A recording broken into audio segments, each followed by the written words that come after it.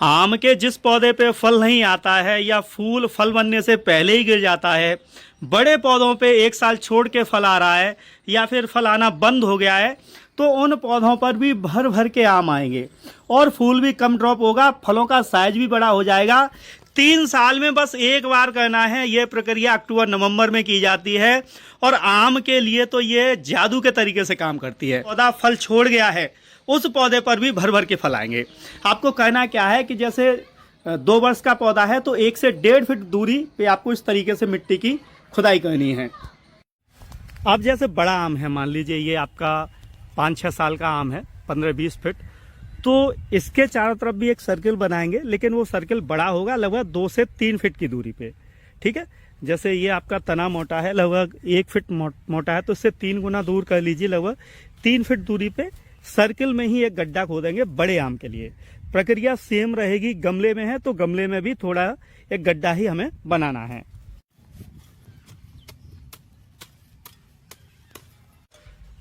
देखिए, पौधे के चारों तरफ ऐसे हमें एक नाली बनानी है राउंड शेप में, इस तरीके से। आप चौकोर भी बना सकते हैं, लेकिन राउंड सबसे बेहतर है। और ये नाली गहरी बनानी है, लगभग 1 फीट तो गहरी मान के ही चलिए। बड़ा पौधा है तो 2 फीट, यानी कि जितनी तने से दूरी कर रहे हैं आप, उतनी ही गहरी ये नाली नीचे बनेगी। अब आपको एक खुरपी लेनी है और जो तना है उसके चारों तरफ आपको इस तरीके से मिट्टी को काटना है। मैं जैसे कर रहा हूँ बिल्कुल ठीक वैसे ही आपको करना है। चारों तरफ बराबर आपको एक सर्किल बना लेना है। 1 फीट हमें इसे गहरा करना है। जो मिट्टी का सरफेस है उससे 1 फीट नीचे तक ले जाना है।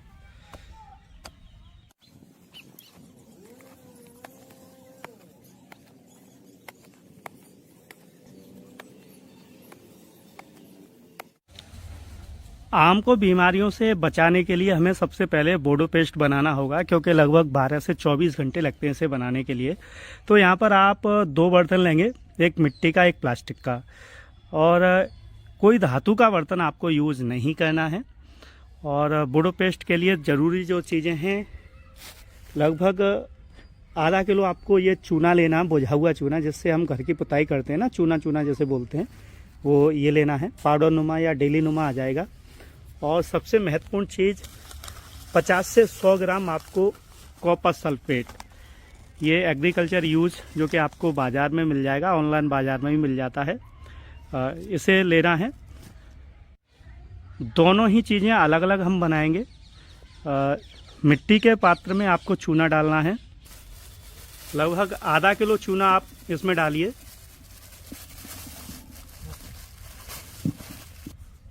और लगभग 3 से 5 लीटर इसमें पानी आपको मिक्स करना है। ये देखिए, मैंने इसलिए बोला था कि आप मिट्टी का ही बर्तन यूज करेंगे, धातु या प्लास्टिक नहीं, क्योंकि चूना पानी के साथ मिलकर गैस निकालता है जो कि आपके बर्तन को गला सकता है। इसलिए मिट्टी का बर्तन सर्वोत्तम है। इसके बाद इसे मिक्स कर देंगे एक बार और इसे अभी छोड़ देंगे हम 1 दिन के लिए।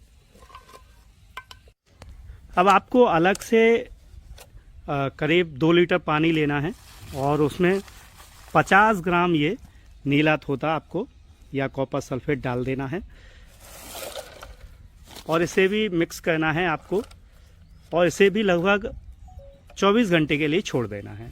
चलिए इन दोनों को अभी छोड़ देते हैं हम। तो लगभग 1 फीट हमने इसे खोद लिया है, नाली बना ली है। अब हम इसकी जो नीचे की मिट्टी है उसे इस तरीके से भुरभुरा करेंगे। ये देखिए, जैसे खुरपी की सहायता से, क्योंकि मिट्टी नीचे हार्ड हो गई है, हम जो भी इसमें खाद या अन्य चीज़ देंगे वो नीचे नहीं जाएगा। रूट्स में हम ले जाना चाहते हैं, जड़ों में, तो इसके लिए हमें मिट्टी को पहले तोड़ना होगा, गुड़ाई करनी होगी, और गहरी गुड़ाई करनी है, थोड़ी सी मिट्टी थोड़ी सी टूट जाए। कुछ इस तरीके से ये हमारा प्लांट तैयार हो गया है आगे की प्रक्रिया के लिए। अब आपको 2 चीज़ और लेनी है। अब जैसे हमारे ये पौधा लगभग 2 साल का है, तो इससे 2 गुना हो गया 4 साल। तो आपको लगभग 4 से 5 किलो कंपोस्ट लेना है। बर्मी कंपोस्ट, गोबर खाद या कंपोस्ट ले सकते हैं। ध्यान रखिए, ये पुराना होना चाहिए। ये नर्सरी सेंटर पे या ऑनलाइन बाज़ार में मिल जाएगा, जहाँ पर नर्सरी हैं या बर्मी कंपोस्ट का काम होता है। ये हल्का होता है और चॉकलेटी कलर का हो जाता है, तो आप समझ लीजिए कि ये जो है अब तैयार है बिल्कुल। तो लगभग 5 किलो आपको गोबर खाद या कंपोस्ट लेना है। अब जैसे बड़ा पौधा है, 5 साल का पौधा है, तो लगभग 20 से 25 किलो आपको जो है कंपोस्ट की जरूरत पड़ेगी। उससे बड़ा पौधा है तो 50 किलो तक कंपोस्ट चाहिए। लगभग 50 ग्राम DAP, NPK या फिर सीवीड, तीनों में से कोई एक। या तो सबसे पहले सीवीड लीजिए लगभग 50 से 60 ग्राम 2 साल के पौधे के लिए। मिट्टी में है तो, गमले में है तो मुश्किल से 1 चम्मच ही काफ़ी है, और ज़मीन पे है तो लगभग 50 ग्राम। ऐसे ही बड़ा पौधा है जैसे 5 या 10 साल का पौधा है तो आप 100 से 150 ग्राम DAP या NPK ले सकते हैं। सीवीड वैसे सबसे बढ़िया है गमलों के लिए या ऑर्गेनिक फार्मिंग के लिए। तो यहाँ पर हमने DAP लिया हुआ है 50 ग्राम। सबसे पहले हम DAP लेंगे और जो हमने मिट्टी खोदी है उसमें इस तरीके से DAP की बुवाई करेंगे। ये देखिए जैसे मैं डाल रहा हूँ, ठीक खूब लगभग आधी DAP हम इसमें ऐसे डाल देंगे। 50 ग्राम हमने DAP ली थी, उसमें से 25 ग्राम हम DAP ऐसे डाल देंगे। ये देखिए, इसके बाद DAP डाल दी। अब गोबर खाद हमें डालनी है, और ठीक ऐसे ही जैसे DAP डाली थी ठीक वैसे ही, लेकिन ये मोटी लेयर बनाएंगे, लगभग 4 इंच मोटी लेयर बन जाए। इस तरीके से गोल गोल हमें कंपोस्ट डाल लेना है।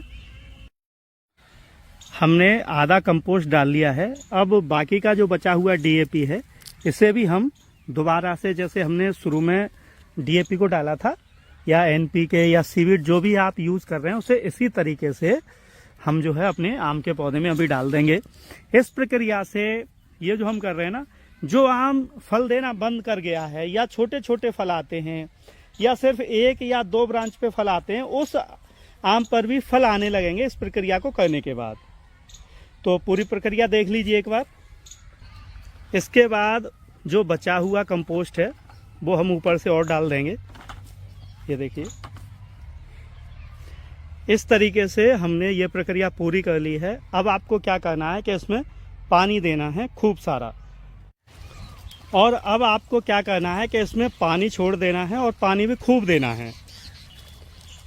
ये देखिए, आपको भरपूर पानी तब तक देना है जब तक ऊपर तक पानी ना आ जाए। इस तरीके से ऊपर तक आपको इसे भर देना है, और अब इंतज़ार कीजिए कि ये पौधा इस पानी को पूरा अवशोषित कर ले, सूख जाए।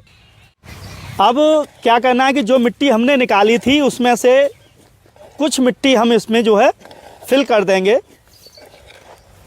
ये देखिए, इस तरीके से इस गड्ढे को पूरा नहीं बंद करना है, थोड़ा सा हम अभी इसे बचा के रखेंगे।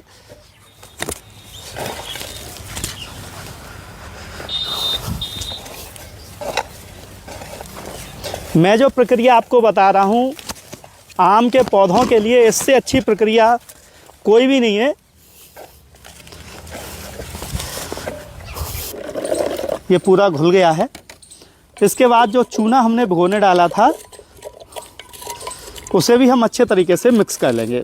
अब देखिए, इसे यूज़ करने का जो तरीका उसे आप एक बार देख लें, फिर कोई ख़ास इसमें ऐसी चीज़ नहीं है जो आपसे ना आए, बस इसे अच्छे तरीके से आपको मिक्स कर लेना है। हमने सबसे पहले क्या लेना है, चूल्हा ले लिया हमने ये,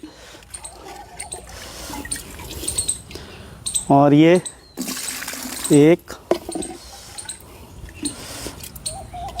और ये 2 नाप, ठीक इतनी ही नाप का हमें बराबर जितना हमने चूना लिया है, और उतना ही हमें आपको इसमें ये कॉपर सल्फेट जो है मिक्स करना है। ध्यान रखिए, ना कम ना ज़्यादा, और इसे जितना यूज़ करें उतना ही तैयार करें। जितना आप यूज़ करें, इसे अभी रखा रहने दें, ये यूज़ करने के लिए तैयार है। और ये जो कॉपर सल्फेट है ये विदिन 3 दिन में, ये जो बोडो पेस्ट है 3 दिन में आप यूज़ कर लें, और उसके बाद फिर यूज़ करने के लिए आप नया बना लें। तो ये अभी हमने तैयार कर लिया है। चलिए अब इसे यूज़ करते हैं। जिस आम ने हमने फर्टिलाइज़र दिया था ना, देना है। आम पर जितनी भी बीमारी आती हैं वो ज़मीन में से शुरू होती है, इंसेक्ट यहीं से चढ़ना शुरू होते हैं लगभग 90%।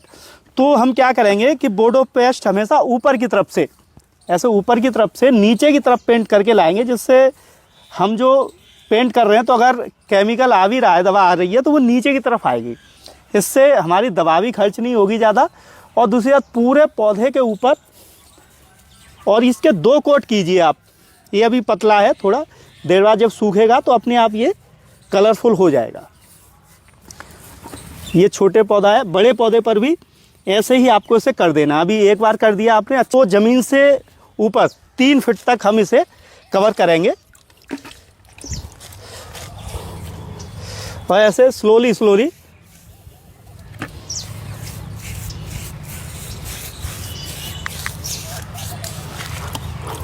और कोई भी जगह छोड़नी नहीं है आपको।